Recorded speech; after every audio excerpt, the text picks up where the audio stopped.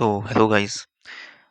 जैसा कि आप सबको पता है कि हम पिछले कुछ दिनों से हिंदी व्याकरण की सीरीज चला रहे हैं, जिसमें हम हिंदी व्याकरण के लगभग हर दिन एक एक टॉपिक कवर कर रहे हैं। तो पिछले कल से हमने शुरू किया है वर्ण विचार के बारे में। तो पिछले कल हमने पढ़ा था कि वर्ण क्या है, वर्णमाला क्या है, स्वर व्यंजन, स्वर क्या होते हैं, व्यंजन क्या होते हैं, और साथ ही हमने जाना था कि उनके क्या क्या भेद हैं। ठीक है, और उसी से रिलेटेड वर्ण विचार का ही हमारा ये टॉपिक है, उच्चारण स्थान, स्थान घोष वर्ण, अघोष वर्ग। ठीक है, फिर आते हैं हमारे अल्प प्राण और महाप्राण। आज हम इन्हीं के ऊपर डिस्कस करेंगे आज की क्लास में। अगर आपने हमारी पिछली वीडियोस नहीं देखी हैं तो प्लीज़ उनको भी देख लीजिए, क्योंकि हमने पूरी प्लेलिस्ट दे के रखी है जिसमें हमने हिंदी का पूरा व्याकरण कंप्लीट करवाया है। इंपॉर्टेंट इंपॉर्टेंट चीज़ें हैं जो आपके एग्ज़ाम से रिलेटेड हैं। काफ़ी अच्छी PYQs हैं, ट्रिक्स हमने वहाँ पे बता के रखी हैं। इससे आपको और अच्छे से हिंदी में स्कोर करने में हेल्प होगी, जो आपके आने वाले जितने भी SSC के एग्ज़ाम्स हैं, SSC GD हो गया, और भी कई एग्ज़ाम्स हैं। ठीक है, सब में ये चीज़ें काम आएंगी। तो आज का हमारा टॉपिक है, इसको हम शुरू करते हैं, उच्चारण स्थान। इससे भी एक दो क्वेश्चन हमारे एग्जाम्स में रहता है कि अब देखते हैं कि उच्चारण स्थान क्या होते हैं। वर्गों का उच्चारण मुख के जिस भाग से होता है उसे उच्चारण स्थान कहते हैं। क्या है? वर्गों का उच्चारण मुख के जिस भाग से होता है उसे हम क्या कहते हैं? उच्चारण स्थान कहते हैं। ठीक है, इसमें सबसे पहले हम शुरुआत कहाँ से करते हैं? कंठ से करते हैं। आप हाथ लगाइए अपने कंठ, अपने गले को। ठीक है, यहाँ से शुरुआत करेंगे। ठीक है, फिर कहाँ आएंगे हम? तालु में आएंगे। ठीक है, तालु से कहाँ आएंगे? मुंह में आएंगे। मुंह से कहाँ आएंगे?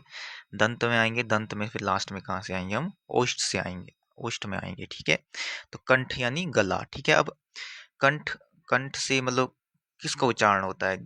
जिससे मतलब जो हमारी हवा है, ठीक है, गले से निकले, जिनका उच्चारण गले से निकले। देखो कैसे, जैसे आप बोलेंगे तो आ, क, ख, ग, घ, अंग, ह। तो ये जो शब्द हैं ये कहाँ से निकल रहे हैं? आपके कंठ से निकल रहे हैं। ठीक है, आप खुद ही बोल के देख लीजिए कि कंठ से कैसे।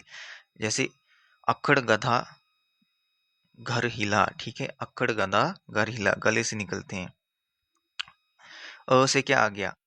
और आ। ठीक है, खड़ से क्या हो गया? अक्खड़। ठीक है, क से आ गया आपका कवर्ग। ठीक है, ख से क, ख, ग, घ, अंगा। ठीक है, और गधा घर हिला। ठीक है, अक्खड़ गधा घर हिला। ठीक है, तो यहाँ पे घ से आ गया आपका घ। ठीक है, और ह से आ गया, हिला में आ गया ह। ठीक है, तो इस प्रकार से ट्रिक याद रखनी है कि अक्खड़ गधा घर हिला। यानी कि आप ऐसे भी याद कर सकते हैं कि उच्चारण से क, ख, ग, घ, अंग। ठीक है, और ह, इनका उच्चारण करने में जीभ कहीं पे भी आपके मुंह को स्पर्श नहीं कर रही है। जो आवाज आ रही है वो आपके कहाँ से आ रही है? कंठ से आ रही है। तो ये क्या कहा? इसका उच्चारण स्थान क्या हो गया? कंठ हो गया। ठीक है,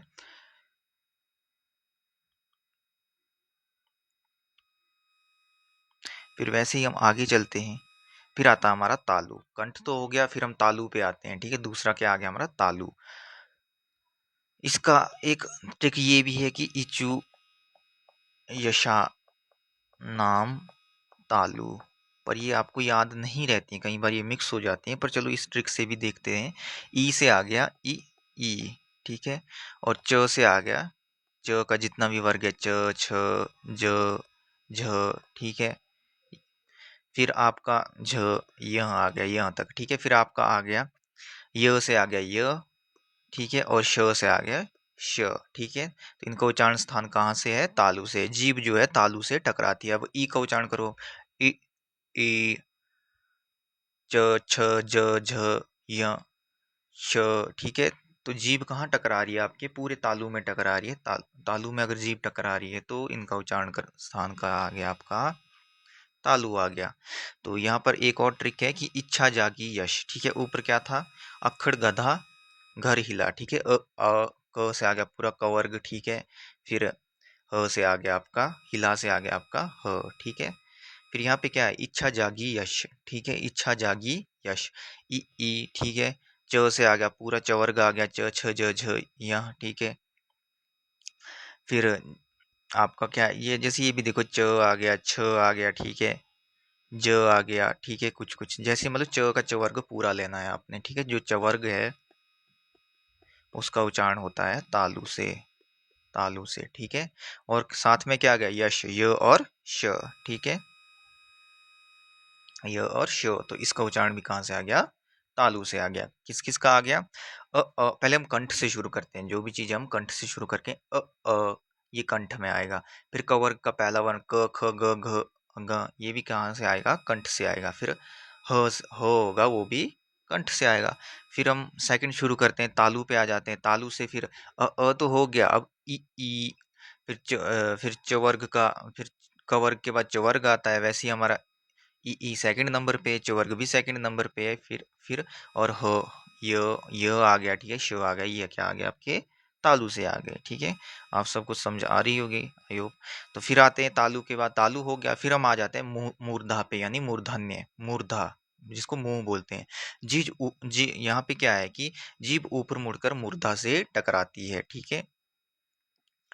ऋषि ट ठ ड ढ ण श, क्या है इसकी ट्रिक, ऋषि ट ठ ड ढ ण श, ऋषि ट ठ ढ ढ ण श। यानी यहाँ पर देखते हैं आप, री, री, ट, ठ, मूर्धन, जीभ ऊपर मुड़कर मूर्धा से टकराती है। अब जैसे री का उच्चारण करो, री, ट, ट बोल रहे हैं तो आपकी जीभ जो है वो तालु में मुड़ रही है। अगर आपकी जीभ तालु में मुड़ रही है जिसको उच्चारण स्थान करने में, तो वो क्या आ गई, मूर्धा से, ठीक है। श्री ट ठ ड ढ अण श, ठीक है। तो ये क्या आ गया, आपके मूर्धा से आगे आगे,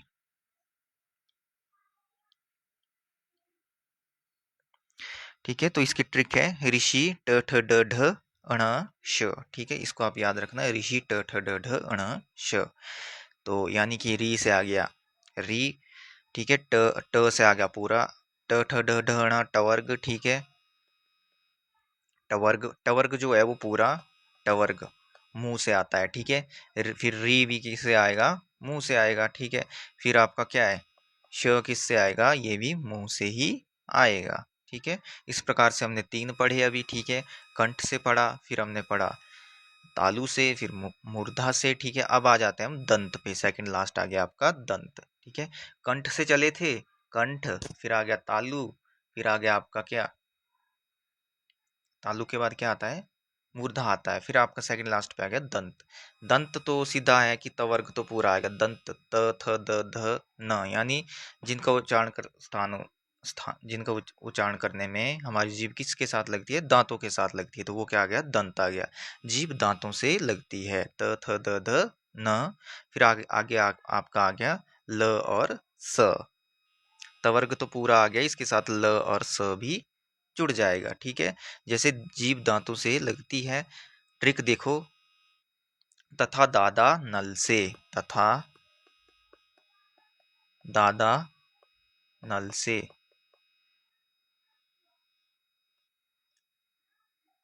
दादा नल, तथा दादा नल से, त से लेकर तवर्ग पूरा, ठीक है। फिर आपका आ गया नल, नल से न और ल और स, ठीक है। इस प्रकार से ये इसकी ट्रिक है, इसको याद रखना, ठीक है। दंत के भी आपको याद हो गए, त थ द ध न और ल और स, दादा, तथा दादा नल से, ल और स।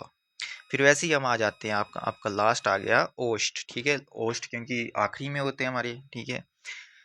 अंदर से जब हम चलते हैं तो ओष्ठ आखिरी पे आते हैं। तो ओष्ठ में क्या आ गया, उ ऊ, ओष्ठ, ओष्ठ का काम हो रहा है प फ ब भ म, ये सबसे इजी है, उ ऊ, प फ ब भ म। सिर्फ ओष्ठों का ही काम हो रहा है, ना जीभ का काम हो रहा है, ना तालु का काम हो रहा है, ना मुंह का काम हो रहा है, ठीक है। किसका काम हो रहा है, सिर्फ ओठों का काम हो रहा है, होठों का, ठीक है। जैसे ऊपर फू, फूला बबूला, इसकी ट्रिक क्या है, ऊपर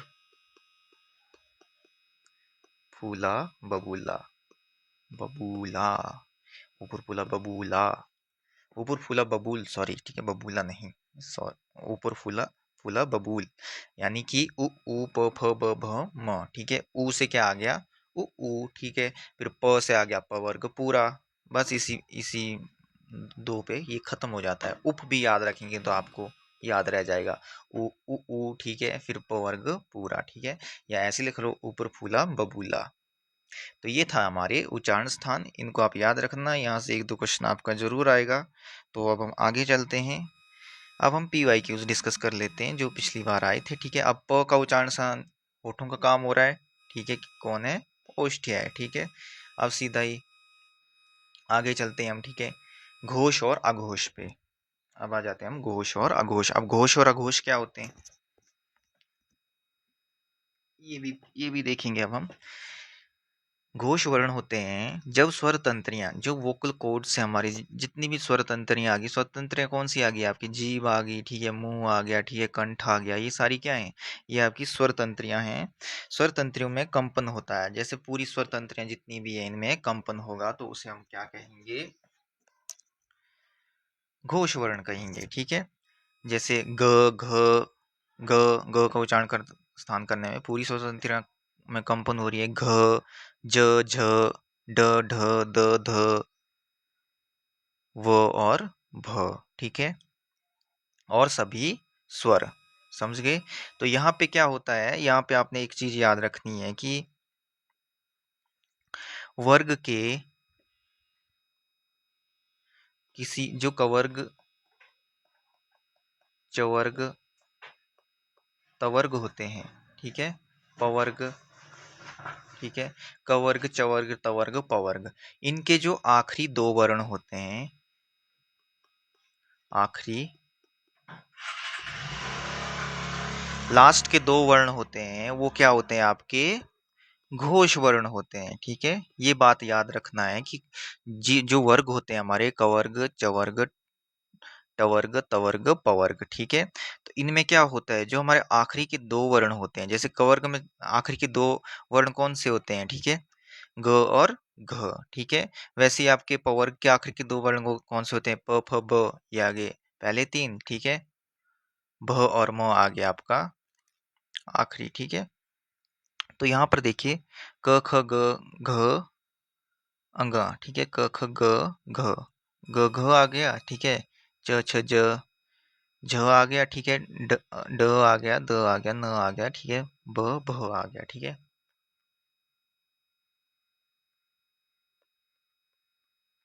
तो ये क्या आ जाते हैं? आपके घोष वर्ण आ जाते हैं। ठीक है, फिर अघोष पे चलते हैं हम। ठीक है, अघोष में क्या है? अघोष स्वर तंत्रियों में कंपन नहीं होता है। ठीक है, इनमें क्या होता है? स्वर तंत्रियों में कंपन नहीं होता है। क ख च छ ट ठ त थ प फ। ठीक है, क ख ग घ अंगा। ठीक है, तो यहाँ पे आप देख देख सकते हैं कि यहाँ पे जो हमने अभी डिस्कस किया था, इसमें थोड़ी सी गलती है कि यहाँ पे 2 नहीं 3 वर्ण आएंगे। कितने आएंगे? लास्ट के 3 वर्ण आएंगे। ठीक है, जैसे कि क ख ग घ अंग। ठीक है, तो अब यहाँ देखो आप, क को छोड़ दो, ठीक है, ग घ और अंगा। ठीक है, वैसे ही आपका चवर्ग चवर्ग में ले लो। ठीक है, च छ ज झ या। ठीक है, तो यहाँ पे च और छ को जोड़ छोड़ दो, ज झ या। ठीक है, तो ये क्या है? ये आते हैं आपके किसमें? घोष वर्ण में। जो आखिरी के 3 होते हैं वो आते हैं घोष वर्ण में। ठीक है, घोष वर्ण में किसके? वर्गों के। ठीक है, और जो फर्स्ट 2 होते हैं वो होते हैं हमारे क्या? अघोष वर्ण होते हैं। ठीक है, जैसे देखो कवर्ग का क्या था? कवर्ग के थे क ख ग घ अंग।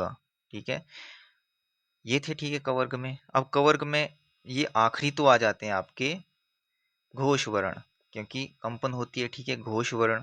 लेकिन जो पहले 2 होते हैं वर्ग के, वो होते हैं आपके अघोष। इस बात को आप याद रखेंगे तो आप अच्छे से इसको याद कर पाएंगे। क ख ग घ अंग। वैसे ही आपकी ट्रिक देख लीजिए यहाँ पे, ट्रिक ट्रिक के साथ आप याद करो। ठीक है, अघोष की ट्रिक क्या है? क ख च छ ट ठ त थ प फ। ठीक है, और ये जो ऊपर के हैं, ठीक है, मतलब स्टार्टिंग के 2 होते हैं वर्ग के, शुरू के 2 वर्ण, तो ये क्या होते हैं आपके? क्या होते हैं? ये होते हैं आपके अघोष, ठीक है। बाकी सभी स्पर्श व्यंजन व्यंजन, ठीक है। घोष क्या होते हैं? बाकी सभी स्पर्श व्यंजन। स्पर्श व्यंजन। अब आपको क्लियर हो गया होगा कि अब सीधा सा आपने याद रखना है कि कवर्ग यानी वर्गों के पहले दो वर्ण, ठीक है, वो होते हैं आपके अघोष और बाकी सभी होते हैं स्पर्श व्यंजन क्या? घोष होते हैं, ठीक है। अब पीवाईक्यूज देख लो, निम्न में से अघोष वर्ण कौन सा है? ठीक है, घ, झ, ध, ये आखिरी वाले आ गए वो, ठीक है, लेकिन फ आ गया सेकंड वाला, तो ये आ गया फ, ठीक है। वैसे ही आपका अल्प प्राण और महाप्राण, उच्चारण में निकलने वाली श्वास के आधार। अब प्राण क्या होता है? प्राण होती है श्वास।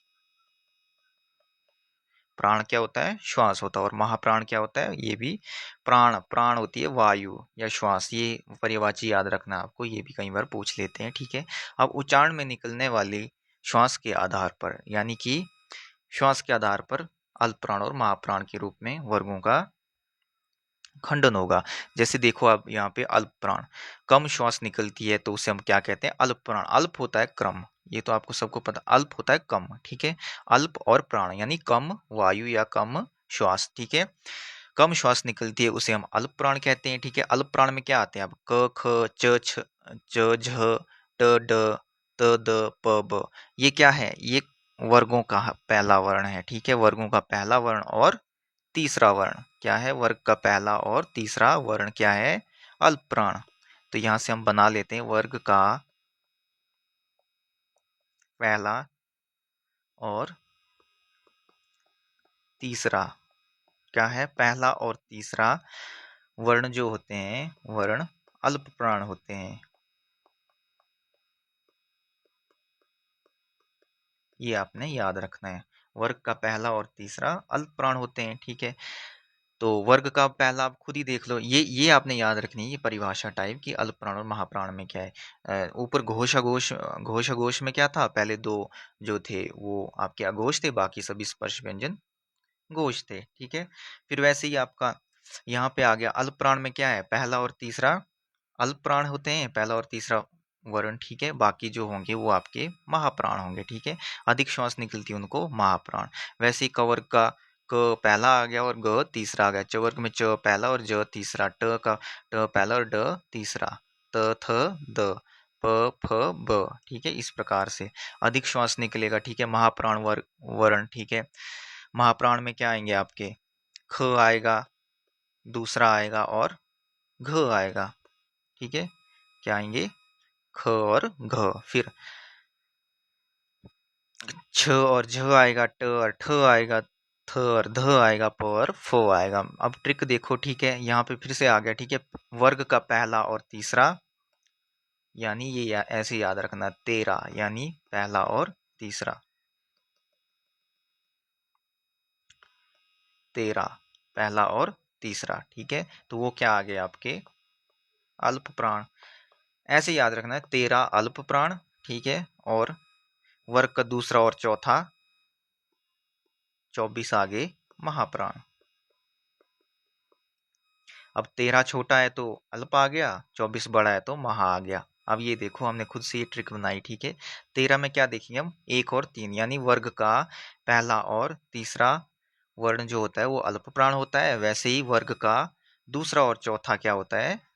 महाप्राण होता है। जैसे ख आ गया, घ आ गया, छ छ ट ठ, थ और ध प फ। इस प्रकार से ये हो गए हमारे अल्प प्राण और महाप्राण। अल्प प्राण 13, महाप्राण 24, ठीक है। 13 में वर्ग का पहला और तीसरा, 24 में वर्ग का दूसरा और चौथा, 24 महाप्राण। तो ये आपको आई होप याद हो गया। अब थ में कौन सा वर्ण है? थ, थ है ना, तो थ त थ, तो थ सेकंड है, तो सेकंड किस में आता है? 24 में आता है, ठीक है। तो ये क्या आ गया आपका? महाप्राण आ गया। अब घोष अघोष प्लस अल्प प्राण महाप्राण का संयुक्त नियम, संयुक्त नियम देख लीजिए। वर्ग आते हैं, घोष आते हैं, अल्प प्राण महाप्राण। क आ गया आपका अघोष, ठीक है। और ये आपका अल्प प्राण है, ठीक है। ख आ गया अघोष, ये आ गया महाप्राण, ठीक है। अब ग घोष अल्प प्राण, ठीक है। घ घोष महाप्राण। इस प्रकार से ये सभी आपको यहाँ पर दिए गए हैं, ये आप देख लीजिए, नोट भी आप इनको कर सकते हैं। अब द आ गया, ठीक है। द क्या है? घोष है, ठीक है। घोष में हमने क्या पढ़ा था? पहले जो आखिरी पहले दो होते हैं वो अघोष होते हैं, ठीक है। क्या होते हैं? अघोष होते हैं। क्या पढ़ा था हमने? दोबारा रिवाइज कर लीजिए। ये आपके दिमाग में मिक्स नहीं होने चाहिए, अगर मिक्स हो गए तो फिर दिक्कत वाली बात हो जाएगी। आप सीधा ट्रिक ही याद रखेंगे। क ख आपके आगे अघोष, ठीक है। ट ठ त थ, ठीक है। तो पहले जो दो होते हैं वो आपके अघोष होते हैं और बाकी सारे घोष होते हैं, ठीक है। तो यहाँ पे त थ अघोष आएगा, लेकिन दो क्या है? अदर तीसरा चौथा पांचवा है, तो ये क्या आएगा? घोष आएगा। और साथ में ये कौन सा है? अल्प प्राण आएगा, ठीक है। तीसरा वर्ण है, ठीक है। इस प्रकार से आप यू रूल याद रखेंगे तो इनमें आप अंतर समझ पाएंगे। अब परीक्षा की सुपर ट्रिक है, फर्स्ट एंड सेकंड अघोष, ठीक है। क ख च छ ट ठ त थ प फ, ठीक है। वैसे ही थर्ड फोर्थ और फिफ्थ आ गया आपका घोष, ठीक है। ग घ अंग च छ झ य ट ठ ड ढ न। आप सीधा याद रखो, इसमें 12 अघोष, ठीक है, 345 घोष, ठीक है। यानी वर्ग का पहला और दूसरा अघोष आएगा, तीसरा चौथा पांचवा घोष आएगा, ठीक है। वैसे ही अल्प प्राण महाप्राण में था, ठीक है, 13 अल्प प्राण और 24 महाप्राण, ठीक है। पहला और तीसरा अल्प प्राण वर्ग का, दूसरा और चौथा महाप्राण, ठीक है। इस प्रकार से ये आपका आ जाता है। अब कुछ अभ्यास के प्रश्न है। बहु किस प्रकार का वर्ण है, ठीक है। अब देखो प फ ब भ, ठीक है, आखिरी है, ठीक है। किस प्रकार का है? ये आपका घोष वहां प्राण आ गया, ठीक है। फिर आ गया क, किस प्रकार का वर्ण है, ठीक है। क आ गया, क पहला है तो पहला कहाँ पे आता है? समझ गए आप? अघोष वर्ण, ठीक है। वैसे ही त थ द ध, तीसरा आ गया तो तीसरा कहाँ पे आता है आपका? नहीं, उच्चारण स्थान बताना है द का, त थ द ध, ठीक है। तो ये दंत्य आ गया, ठीक है। ध का उच्चारण स्थान दंत्य, ठीक है। फिर वैसे ही श का उच्चारण स्थान श, ये आ गया आपका तालु श के साथ, ठीक है। तो इस प्रकार से ये थे हमारे कुछ उच्चारण स्थान। आज का टॉपिक, आज हमने पढ़े उच्चारण स्थान,